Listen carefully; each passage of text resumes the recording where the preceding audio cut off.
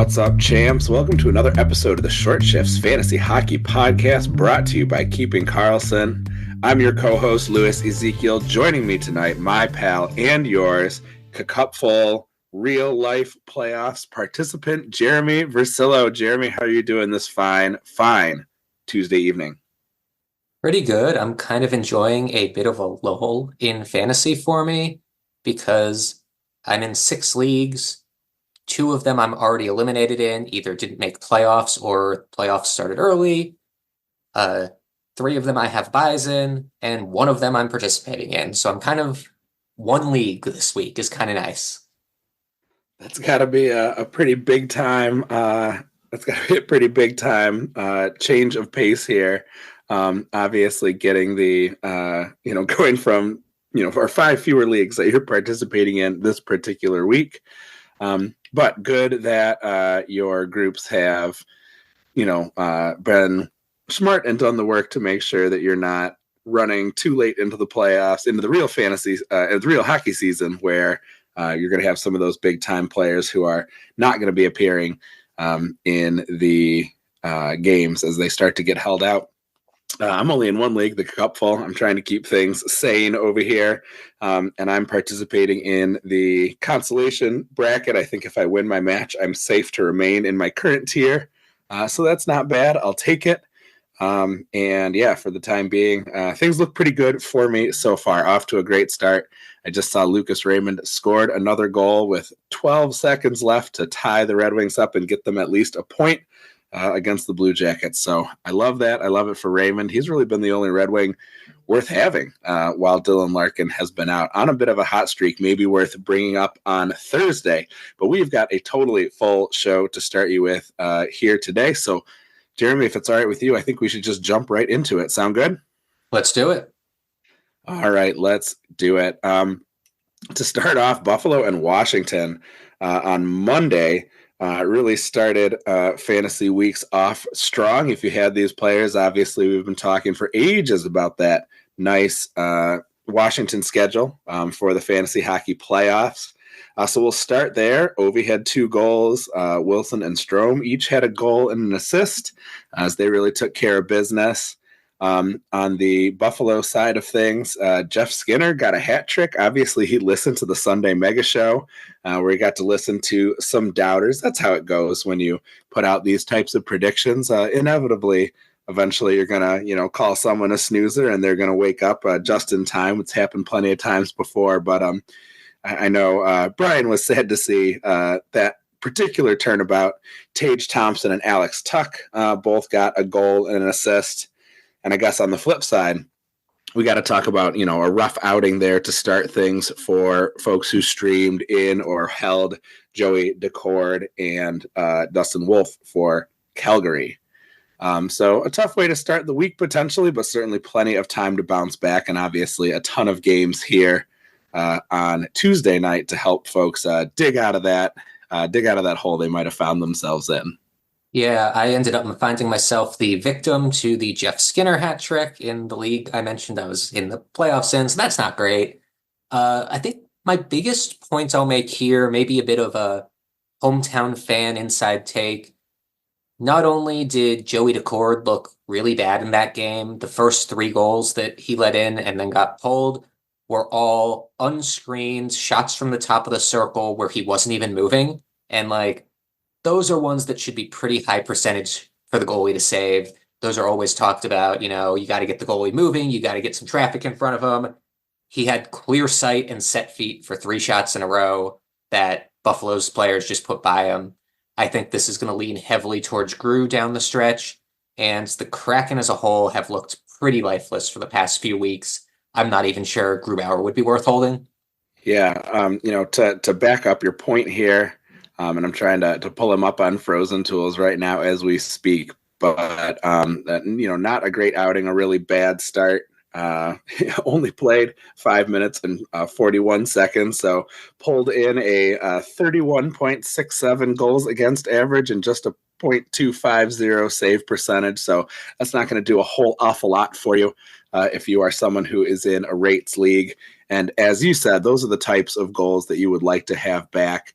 And minus 2.62 goals saved above average, which is a tough number to get in just 5 minutes.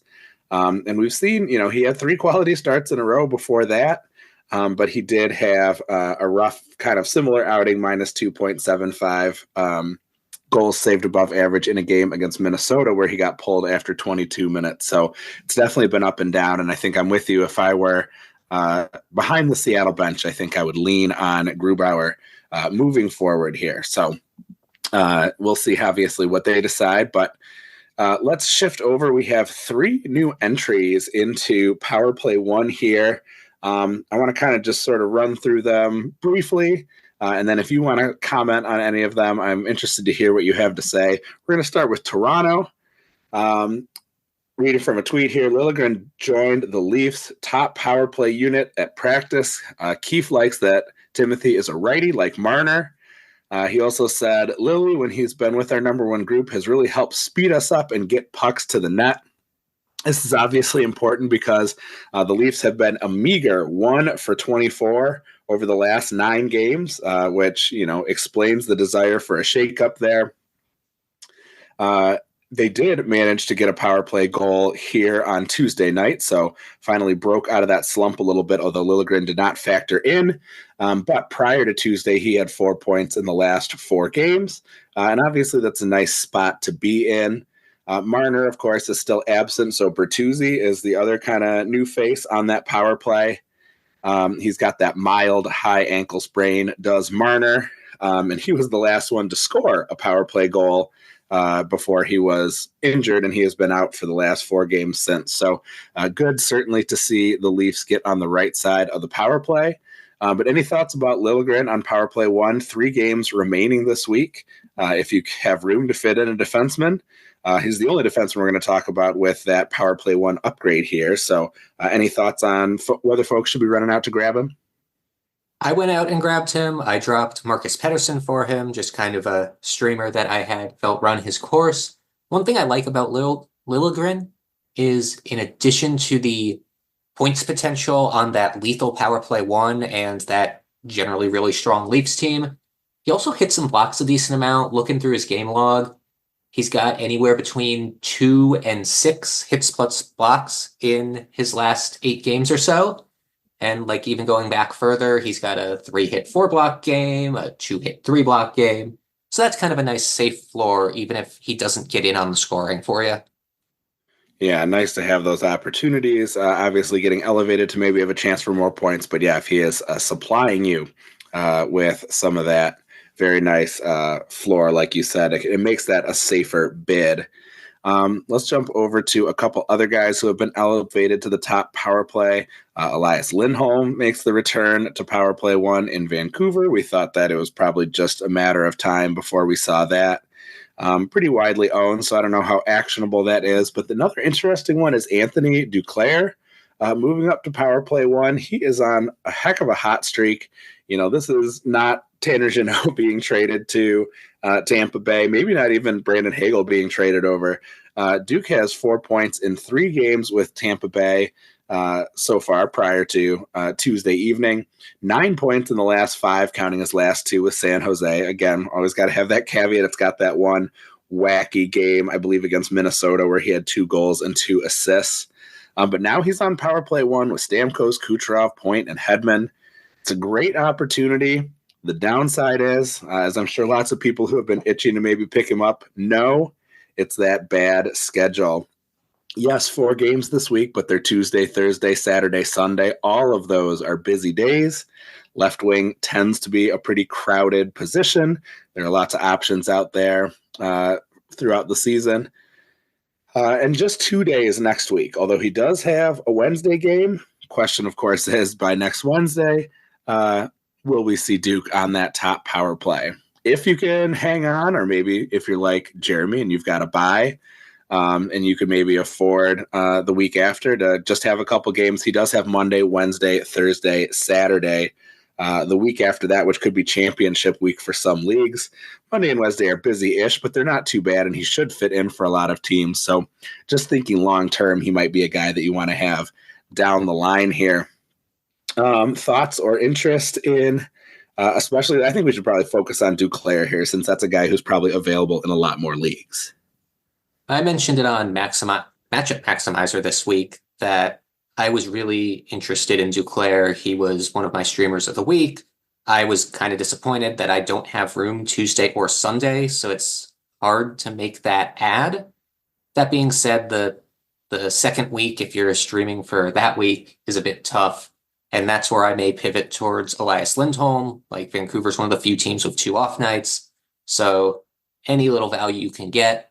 One thing I'll point out about Lindholm, though, is since the move to Vancouver, he's been getting much more defensive-centric deployment, more D-zone starts, less O-zone starts.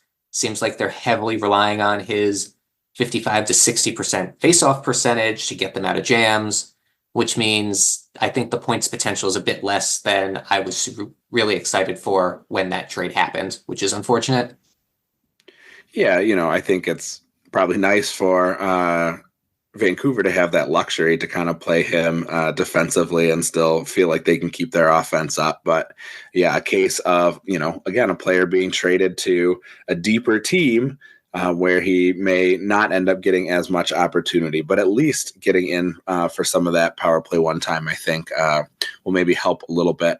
One last headline here, and this is maybe a little bit more of a minor one, but Sean Couturier was a healthy scratch against Toronto. The Flyers just wrapped up a 4-3 victory against the Leafs. So I don't know if they're going to look at that and say, well, it worked for us. We got the victory that we were after. But I think we talked a week or two ago about probably preferring Scott Laughton to Sean Couturier. I think when you are in that space, and with all the struggles that he's had, I think you're probably ready to. I think Couturier should have been probably a drop a while ago. Certainly now that if he's starting to get healthy scratched, I don't love it. His deployment's been bad. His performance has been bad. I think you're snoozing if you still have him on your roster. Totally agreed. The shots on goal and ice time has been dwindling too, which is a great leading indicator for a guy who's going to start performing poorly. And I did notice he's 34% owned in Cupful. And I agree with you that if you're a team who's still fighting for something and Couturier is on your roster, you should maybe reconsider that. Yeah, I think you might be understating it even a little bit, but yeah, probably not super widely owned at this point. All right, so there's your headlines. Let's get into some injuries and outjuries, and then on the other side of the break, we've got a couple hot and cold streaks for you here as well.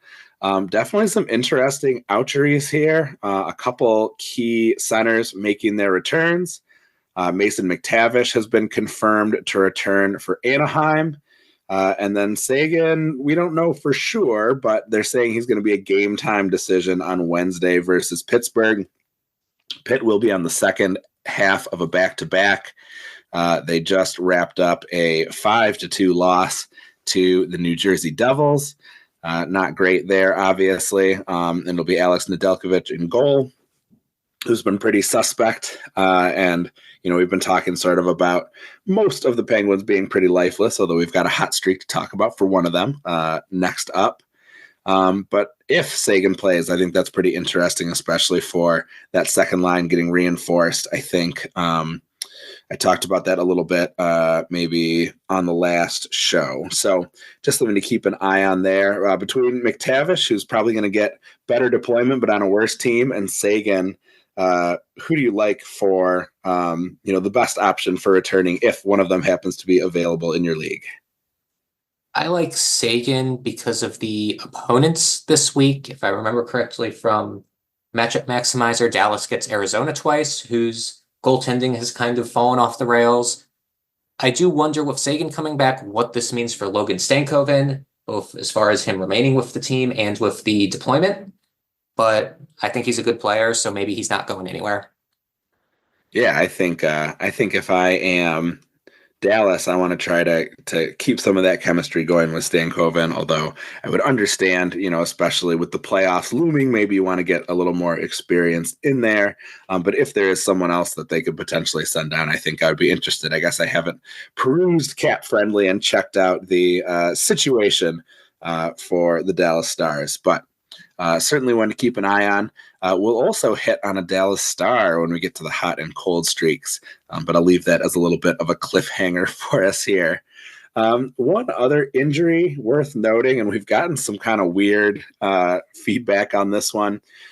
They told us that Jeremy Lauzon was out week to week. Probably not the most exciting news for Cupful players, but certainly if you are in a Cats leagues that count banger stats, he has just been hitting everything in sight, maybe on track to possibly break the hits record. So certainly tough to see him go down. A little bit of hope, maybe a bit of silver lining here. They said if the playoffs started today, Lauzon would be playing, which doesn't sound very much like week to week to me, to Shams, who shared that tidbit. So just something to kind of keep an eye on, I would think, is that he's probably closer to coming back maybe than week to week if he could potentially play. Obviously we've seen players go through, some pretty serious injuries, but an interesting banger stats player for you. And if you are in one of those leagues and maybe he does get dropped as kind of a peripheral type player, and if you don't have a ton of injured reserve spots, might be someone worth keeping an eye on as a guy who can kind of win you that category more or less on his own.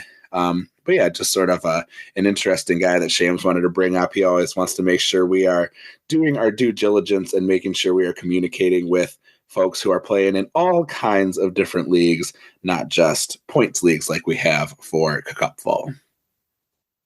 All right, well, we are going to head into a quick break here. We will see you on the other side with some hot and cold streaks. You're listening to Short Shifts.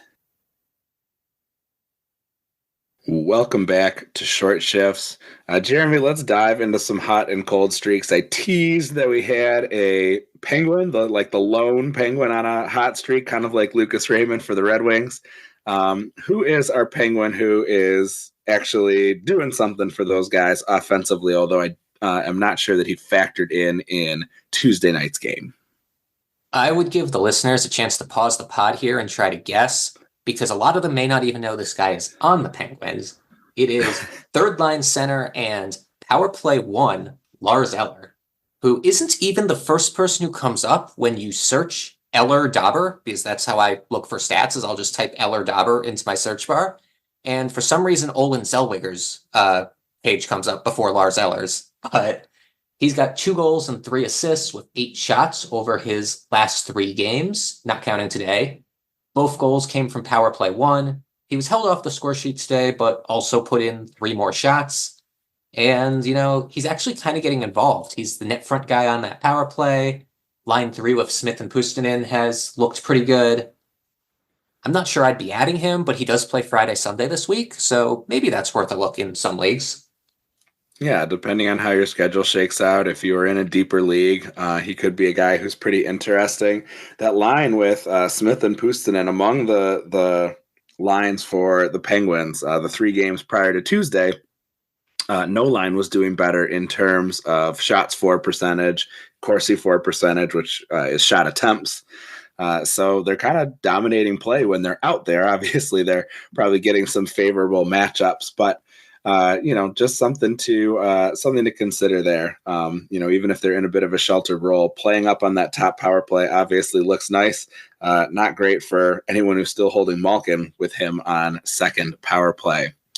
All right, I've got the cold player on our list here, and folks may not like to hear it, but we're going to get to a Dallas Star, and it's actually in the back. It is Jake Oettinger, who has more really bad starts, meaning sub 850 save percentage, than he has quality starts, where he's above the NHL average over the last month. 5 really bad starts, 4 quality starts over that time, and 2 starts from which he was pulled in less than 30 minutes.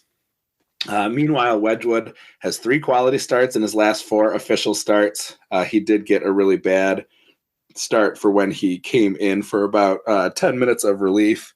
For Oettinger 10 shots of relief when Oettinger left against the Devils. Dallas is really secure in their playoff spot. Maybe there's a little bit of jockeying to be done with the Avs and Jets, who look on track to win here tonight. All 3 of those teams prior to Tuesday had 91 points. The Avs had 1 game in hand, and the Jets had 2 over the Stars.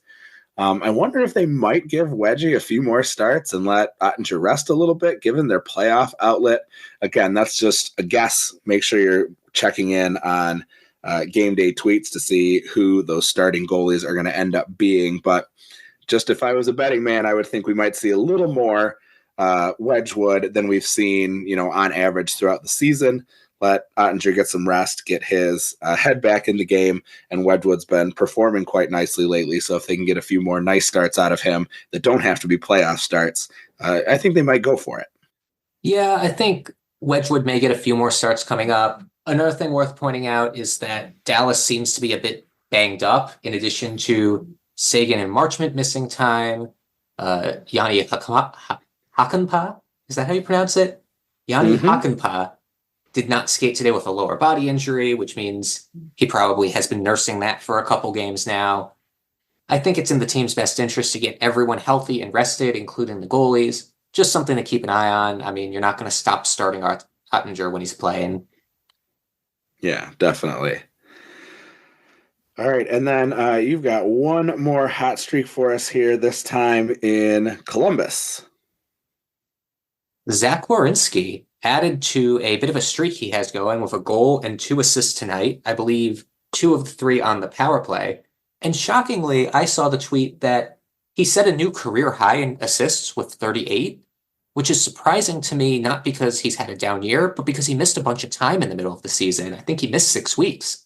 And we still have 2 weeks left in the season, or 3 weeks left in the season, yet he's blown past his previous assist mark. Kind of a sleeper that just snuck up on us after he came back from injury. He's been absolutely on fire. Yeah, really nice to see. He's been quite a bit of a Band-Aid boy. Obviously this is not the first season where he has missed significant time, so that might play something of a role. And certainly, they're sort of getting their offense together, although with all, the injury to Laine and some of the stuff that's been going on, I'm sure it's been a little bit difficult to get in a rhythm. Adam Boqvist was out with injury, so probably getting a little bit more Werenski time just to, make sure he is eating up more of these minutes. But great to see him on a hot streak, the Michigan guy down in Columbus. Love to have those Ohioans having to root for a Michigan man down there. So that's always nice to see. All right. Well, Jeremy, that brings us to the end of our news and fantasy item updates here for today. Thank you, as always, for joining me. Thanks, everybody out there, for taking another spin around the ice with us. Obviously, we are getting down to crunch time, whether you are heading into the playoffs next week or if they've already started. Please give us a follow at Short Shifts KK. We'd love to give you some advice and feedback. Brian and Elon, of course, can be found at Keepin' Carlson. Use GameDayTweets.com to get all the best info from Twitter, including team-by-team and searchable tweets by player name. Check out that site and the other great sites we use to research our episodes at Yahoo, Frozen Tools, and Natural Stat Trick. Our intro and outro music was created by Pat Roach, and until we see you next time, play smart and keep your shifts short.